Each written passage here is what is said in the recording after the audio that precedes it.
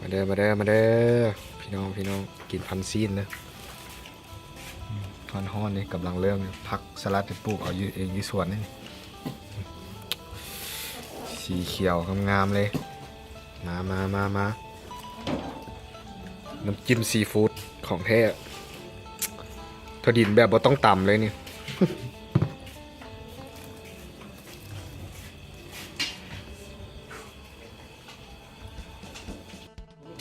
มาเด้อพันซ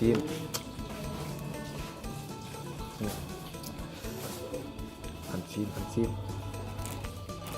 อร่อยแน่นอนฝีมือเจ้บุญมี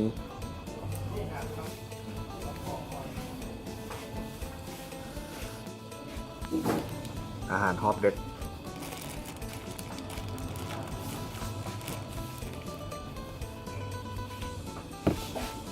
เจียวของแท้เนาะ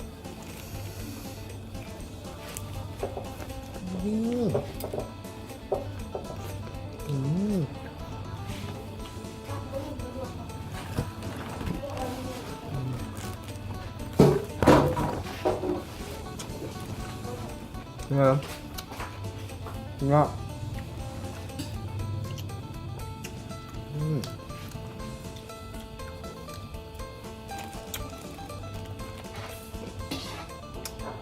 สุดยอดเลยอร่อยหลาย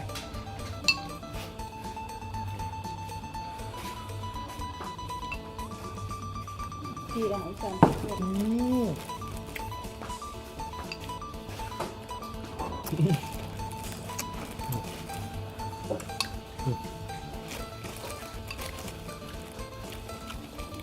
เจียวมันสุดยอดเลย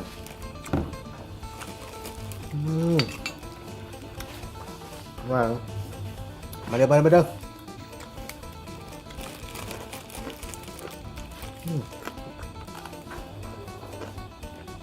สุดยอด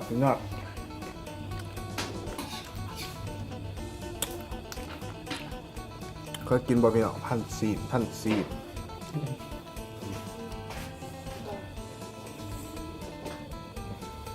เสร็จมีใส่หอน